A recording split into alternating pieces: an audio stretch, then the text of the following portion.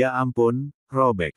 Cemas, Laivia segera mencari ponselnya di dalam sana. Tidak ada. Ia langsung menepuk keningnya, baru teringat benda pipi itu ia letakkan di samping atas nakas tempat tidurnya untuk disidaya. Merasa frustasi, gadis itu kembali memindai sekeliling. Hujan mulai datang, tidak ada satupun orang yang melintas, jam sudah menunjukkan pukul 7 pagi. Lah harus segera ke rumah sakit sebelum jam 8. Saat-saat gentingnya, memanggil lelaki tua yang sedang mengendarai sepeda tuanya. Bapak, Pak, ya, Neng. Izin tanya, Pak, bengkel mobil di dekat sini di mana ya, Pak? Ban mobil saya pecah. Waduh, jauh Neng. Di sekitar sini mah nggak ada bengkel mobil. Telepon aja, Neng. Biar dijemput mobilnya di sini. Kebetulan HP saya ketinggalan, Pak. Walah, Bapak juga ndak punya HP. Rumah juga masih jauh sekali ini, gimana ya Bapak nolonginnya, Neng? Nggak usah, Pak. Bapak lanjut aja. Nanti saya gampang. Iya, Neng. Maaf. Ya, Neng. Laivia mendesah frustasi.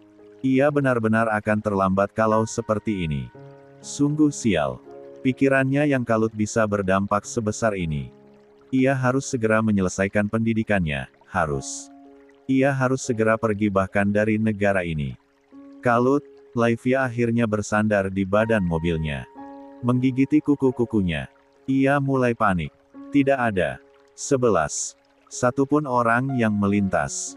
Hujan mulai menghantam deras, tidak ada yang bisa ia lakukan. Lah harus masuk ke dalam mobil untuk berlindung sementara. Saat ia memutar tubuh untuk membuka pintu, sebuah suara yang sangat familiar menusuk telinganya. Laivia. Laivia menelan ludah, ia pasti berhalusinasi. Ia tidak menoleh, dan tetap membuka pintu mobilnya, namun saat itu lengannya tertahan. Laivia. Akhirnya ia berbalik, menatap sosok itu berdiri di hadapannya. 12. Kamu pakai mobil saya, biar saya urus mobil kamu. Mata Laivia masih menatap pria di depannya. Ia sungguh tidak tahu harus bersikap bagaimana. Bukankah selama ini hubungan mereka baik, tapi menjadi tak baik sebab kejadian beberapa waktu belakangan ini. Ada jarak yang begitu membentang di antara mereka berdua. Dulu hubungan yang sangat dekat itu, kini terasa sangat jauh. Gadis itu menelan ludah susah payah. Dadanya seketika berdenyut nyeri mengingat semua yang terjadi. Tangan yang masih mencengkeram lengannya dengan lembut itu kemudian ia tepis begitu saja. Enggak, makasih, ucap Laivia penuh tekanan. Lapun berbalik hendak kembali masuk ke dalam mobil, tapi lagi-lagi tangan itu menahannya. Bahaya sendirian di sini, Laivia.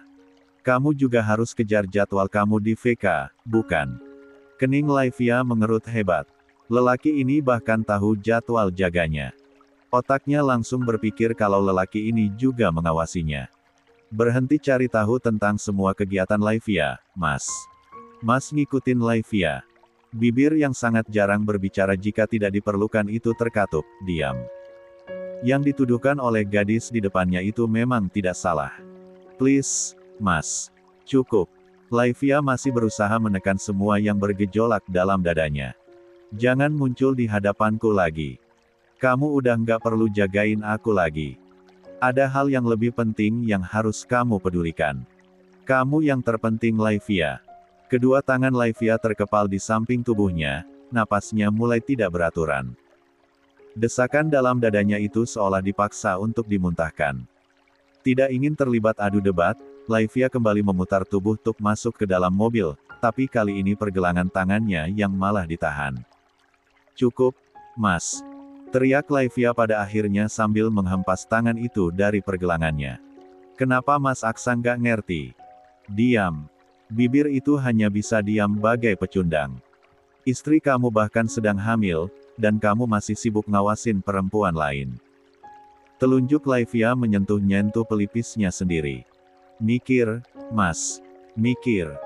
Aksa memperhatikan bagaimana wajah cantik itu memerah karena kemarahannya, tapi hal itu malah menjadi sesuatu yang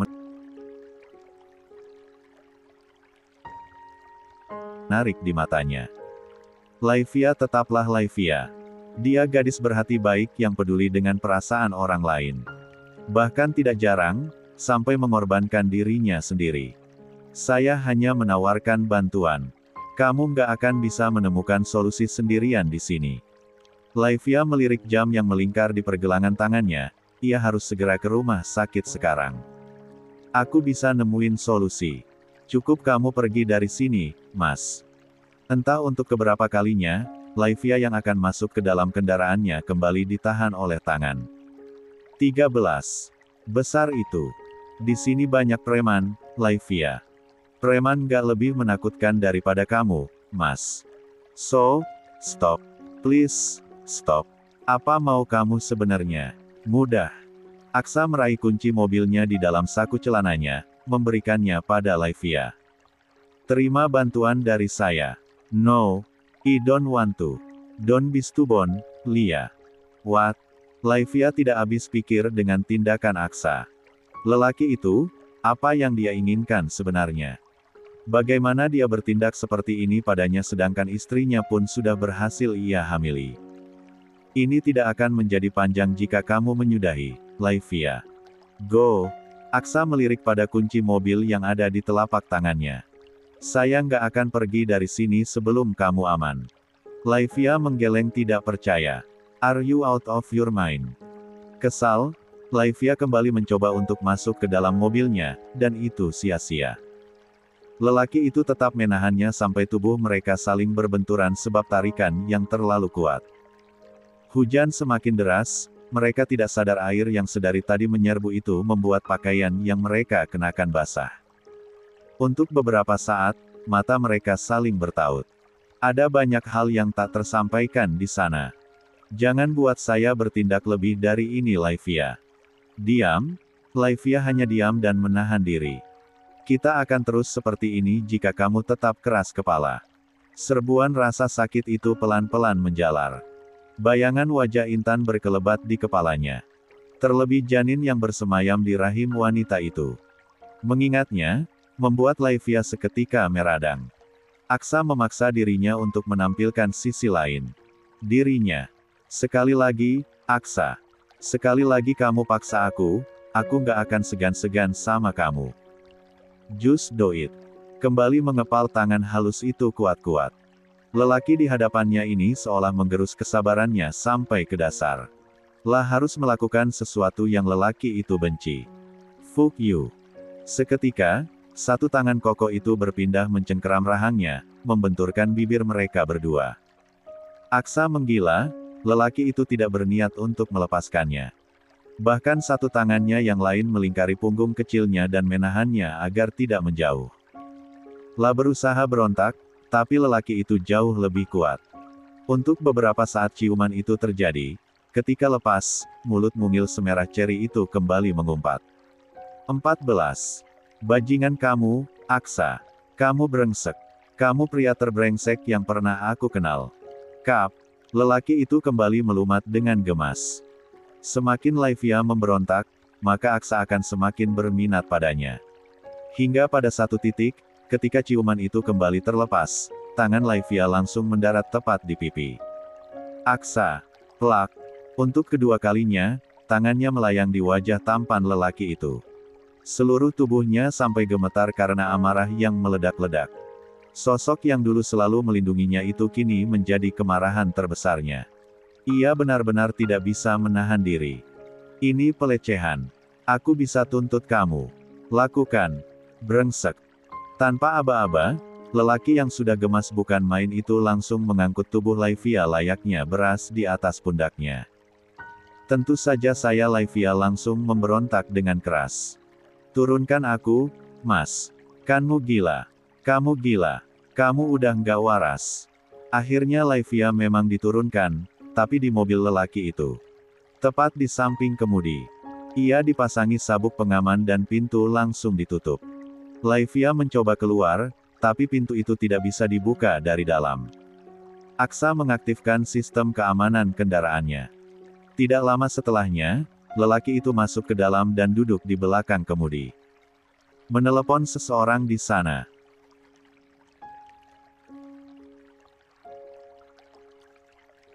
Urus mobil Laivia. Saya kirim alamatnya. Tidak lama setelahnya lelaki itu meletakkan ponselnya dan mengemudikan mobilnya dengan kecepatan tinggi. Kamu benar-benar udah nggak waras, Mas. Ya, kamu benar-benar gila. Ya, kamu pesakitan. Ya, pecundang. Ya, aku benci sama kamu. Aku benar-benar benci sama kamu. Silahkan. Laivia masih waras tidak membiarkan dirinya mengganggu lelaki itu menyetir. Padahal dalam lubuk hatinya yang terdalam, perempuan itu sudah benar-benar ingin menarik tangan Aksa agar ia berhenti mengemudikan mobilnya. 15. Pada akhirnya, Laivia hanya bisa menahan semuanya. Percuma melawan, lelaki itu tetap tidak akan menghentikan kendaraannya. Widya udah di rumah sakit nungguin kamu. Dia mau operasi. Laivia langsung tertegun. Menoleh pada Aksa yang fokus menyetir. Ia sampai tidak sadar mereka sudah sampai di depan rumah sakit. Pakaian kering kamu. Laivia langsung menatap paper bag yang berikan Aksa. Lelaki itu bahkan masih menyimpan perlengkapannya di dalam mobilnya. 16. 1 hari yang lalu. Kamu nggak apa-apa ditemenin Mas Aksa, sayang?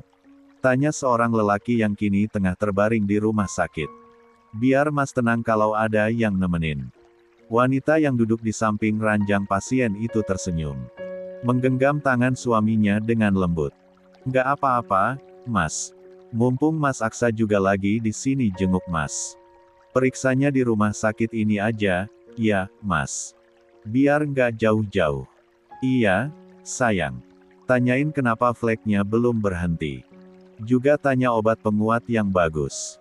Sama vitaminnya jangan lupa minta yang lengkap dan bagus.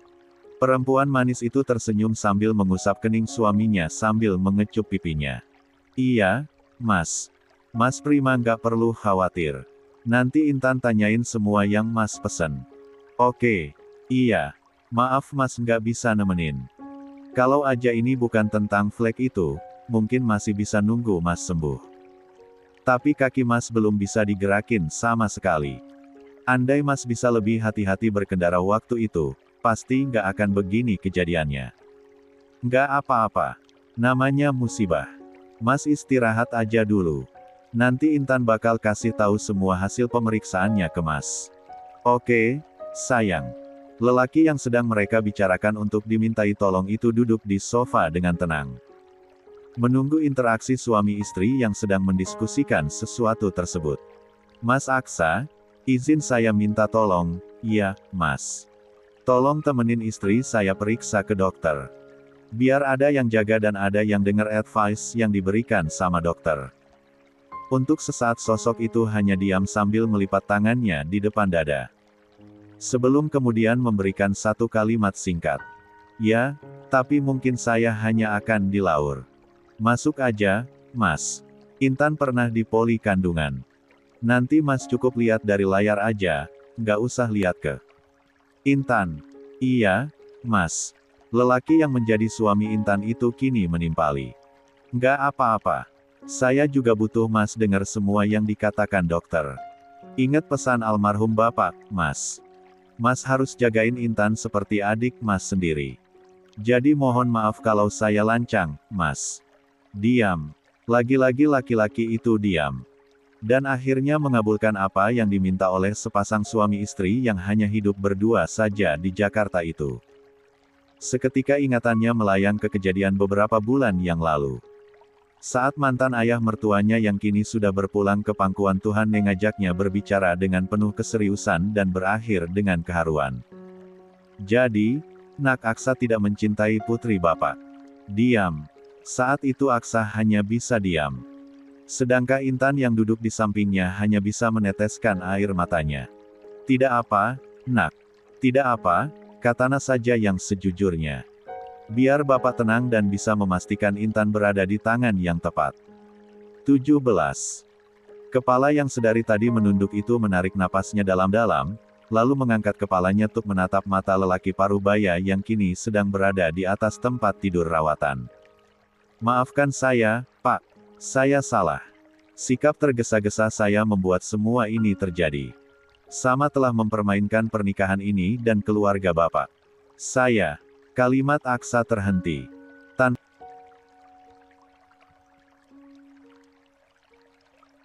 bicara panjang lebar pun, sepertinya Pak Dharma sudah tahu situasinya.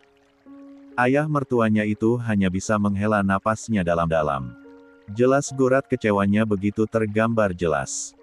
Ia bahkan menyaksikan bagaimana menantunya itu berbicara dengan lantang jika ingin membatalkan pernikahan dengan putrinya. Semua adalah bentuk kesalahan. Ia tidak sepenuhnya menyalahkan Aksa sebab tahu, Intan nyatanya telah meminta Aksa tetap melanjutkan pernikahan walau menantunya itu sudah meminta untuk dibatalkan. Lah paham? Kerumitan ini terjadi karena putrinya yang terlalu takut melihat kondisinya yang sedang tidak sehat akan semakin buruk ketika mendengar kabar yang tidak mengenakan itu. Dan pada akhirnya, sepandai-pandainya orang menyimpan bangkai, pasti akan tercium juga. Semuanya terbongkar tepat di depan matanya. Maafkan saya, Pak Dharma. Aksa tahu, hanya itu yang bisa ia ucapkan. Sebab ia tahu, semua yang akan dia lakukan tidak akan memperbaiki ini semua. Bahkan berapa banyaknya pun uang yang ia tawarkan, tidak akan menebus rasa kecewa. Bahkan Pak Dharma pasti akan semakin kecewa kalau ia bicara soal ganti rugi. Sudah terjadi, sekarang waktunya mencari solusi. Bapak khawatir Bapak nggak ada umur. Jadi nak Aksa, Intan. Bapak sebagai orang tua yang pasti menginginkan yang terbaik untuk anak-anaknya, meminta pernikahan ini untuk dibatalkan saja.